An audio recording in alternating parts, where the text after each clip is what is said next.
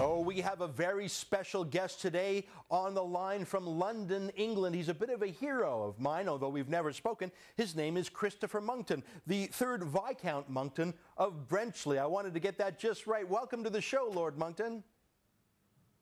Well, it's a real pleasure to be with you. I want to talk a little bit about who you are, because although I'm a fan and you have many fans around the world who follow you avidly on the internet and your YouTube comments, I want to give a bit of a biographical sketch. Now, you used to be a Conservative member, but now you're part of the UK Independence Party. You're the head of policy there. Can you tell us a little bit about your political background before we talk about your interest in the theory of man-made global warming? Yes, certainly.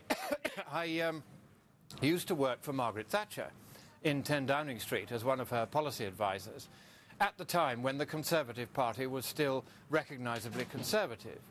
But then, under David Cameron, it more or less abandoned all pretence of being conservative and became just another left-leaning socialist party, believing that the European Union was wonderful, and we can now see that that isn't the case, with the Eurozone going bust at a rate of knots, and also that climate change was the worst thing since sliced bread. And this again, he adopted this position purely as a fashion statement, and not because for a single moment he actually believed that we are facing any kind of problems with the climate. And it seems to me that if the leader of a major political party on these two central issues of whether Britain should be a democracy or not, and whether or not we should hand over power to the EU in one direction and the UN in another, power over our environment, power over our taxes, power over how we are run, without the chance to elect those who exercise that power, well, I decided it was time to leave. Well, that's a very bold thing, and I think some of your warnings on both counts have unfortunately come to be proven true. Your leader, Nigel Farage, who's a very eloquent spokesman of the European Union, he's become a bit of an internet superstar himself for his dire warnings having come true about the EU. Do you see a link between foolishly joining the European Union and foolishly signing on to these foreign treaties like to Kyoto? I mean, you mentioned taking decisions away from England itself, from Britain itself, but is it also a socialist experiment? Is it also a bureaucratic experiment? Is it also an experiment in junk science? Tell me, I want to get a feeling for your general world theory, your political theory about why these two things interest you so much. I think what we have to understand is that totalitarianism, which we had all hoped had gone once the Berlin Wall came down, hasn't in fact gone at all. Fascism, communism, socialism, call them what you want, all of these are forms of totalitarianism, which is the idea that the state should micromanage every aspect of our lives, our total lives, hence the word totalitarian. And this totalitarianism, which has always been something that the extreme left have believed in, you know, The Guardian and that sort of newspaper here in the UK, the Marxists generally, they believe in this. The fascists, if you want to call them that, that's the other word for them.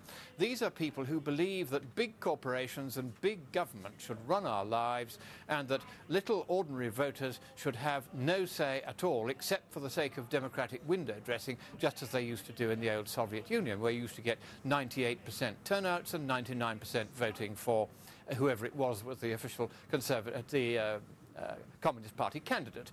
And that's what they're now trying to do yet again with the European Union, over which we have no democratic control at all, and also with the UN, which is gradually trying to copy the European Union in taking power away from the democratic nations of the West, little by little, by agreements and treaties every year about the climate, just as the EU did it about Europe. A little bit every year, so that it's like the frog in the boiling water. If you drop a frog in boiling water, it jumps out.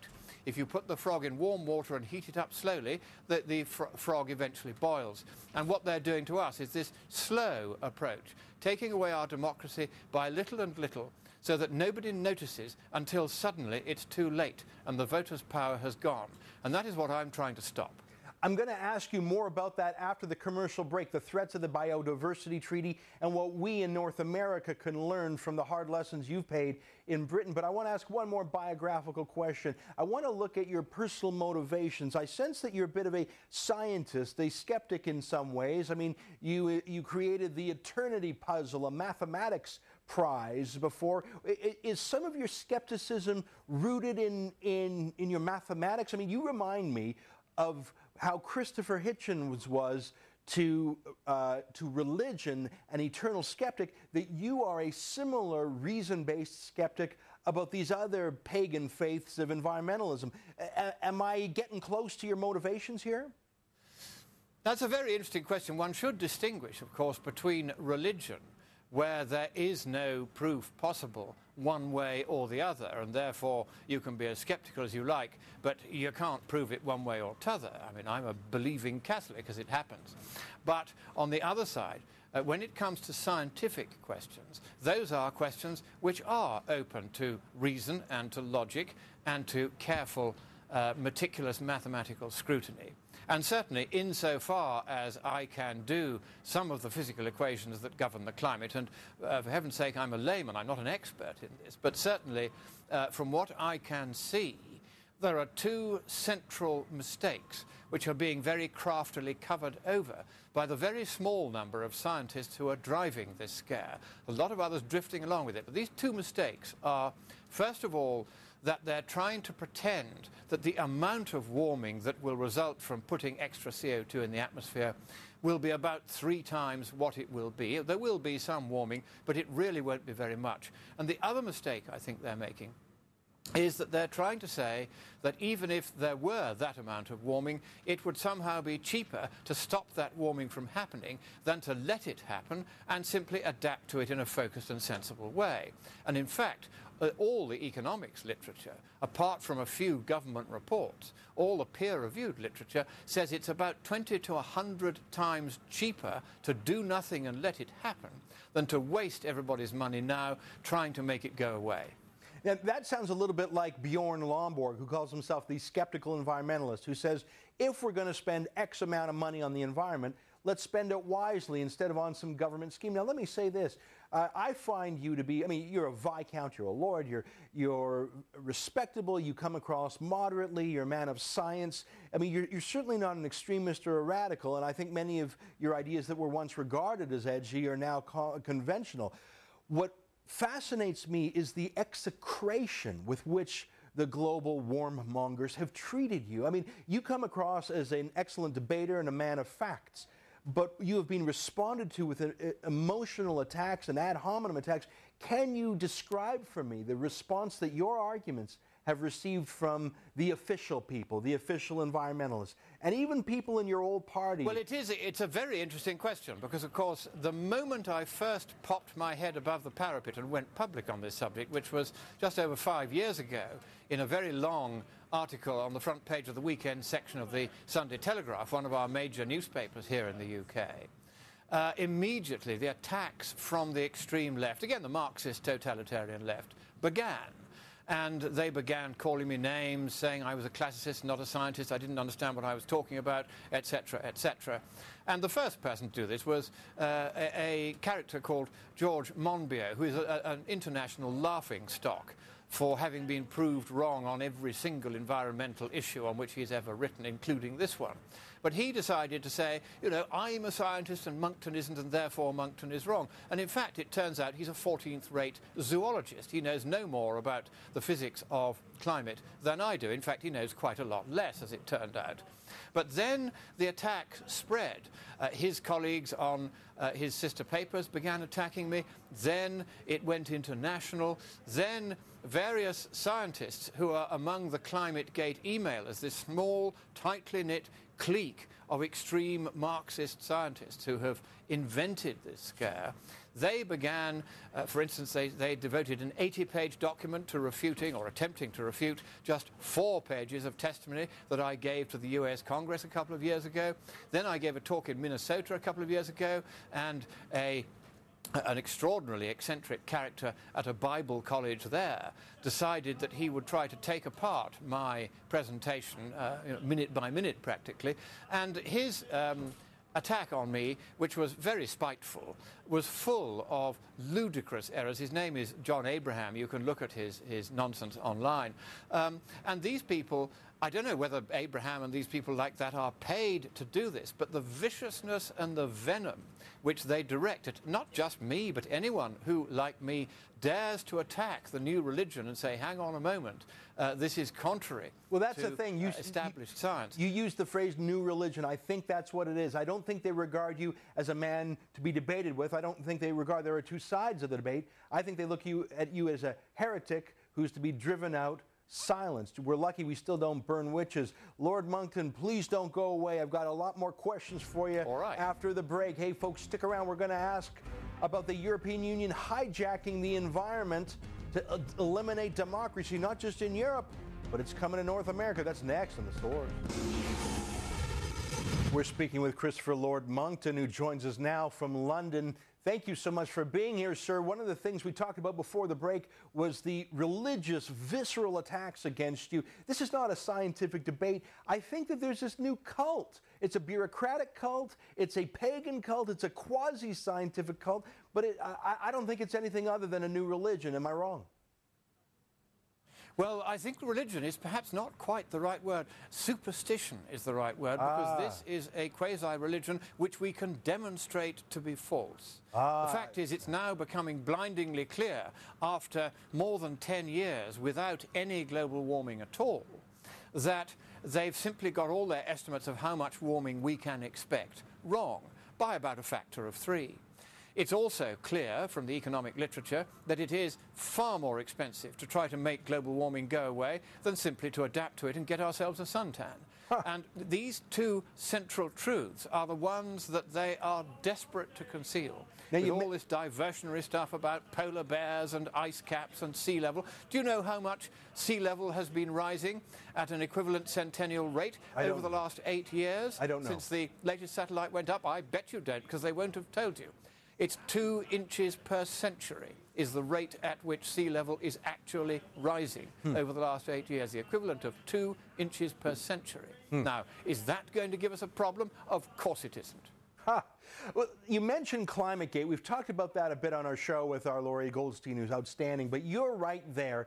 And these men at the East Anglia University, which is sort of climate fear-mongering central, they have a special hatred for you. Can you tell us an anecdote about your involvement and how you've pricked them at the global warming cabal? Yes, I can, certainly.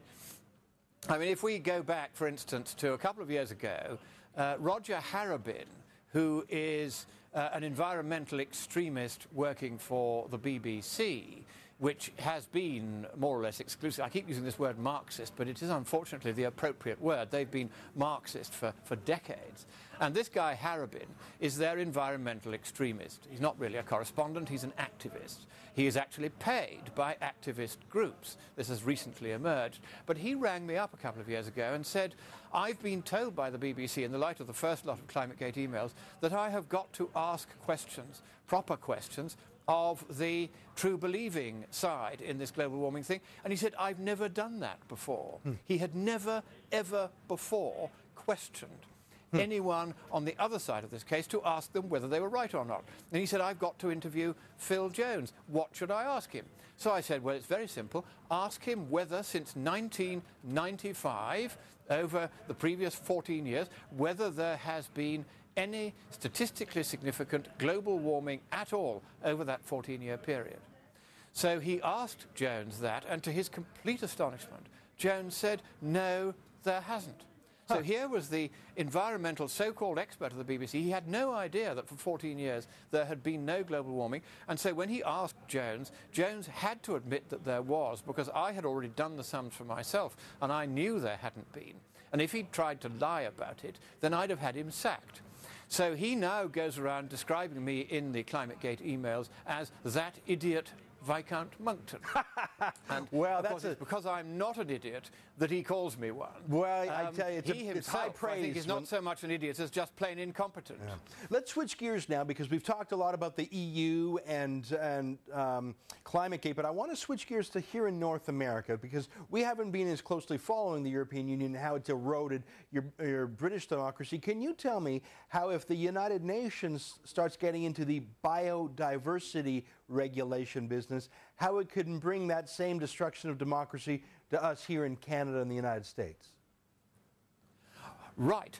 The way the EU did it was to invent various purposes for itself, which it said could be better done at the regional level than at the national level. And not the least among these was the environment.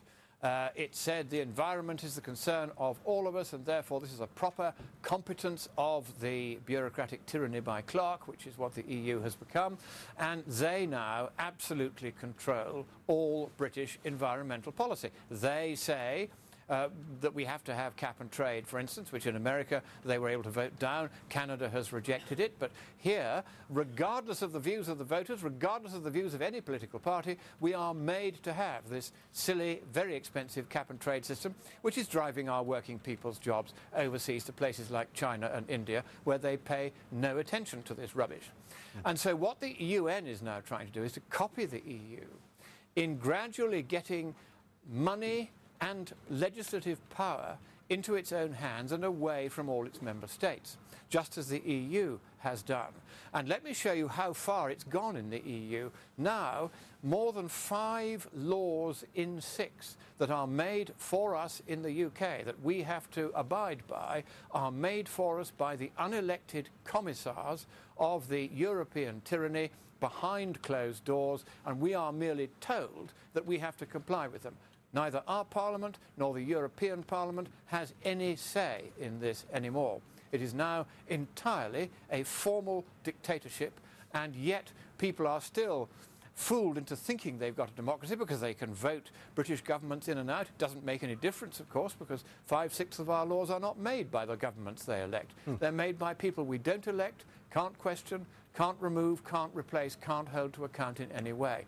That's what the UN, with the help of EU advisors, is trying to set up on a global scale. So they'll be able to take money and power from all of us around the world. Lord Monckton, I wish we had more time, but it's been a pleasure to get to know you and to hear your warnings. I hope we can talk with you again. And it's clear to me now why you are no longer in your milquetoast Conservative Party, but are proudly with the UK Independence Party. I wish you good luck, sir, and I thank you for spending so much time with us today. Well, it's been a real pleasure. God bless you all, and let us hope that we can kill this nonsense before it does any more harm. We'll do our best.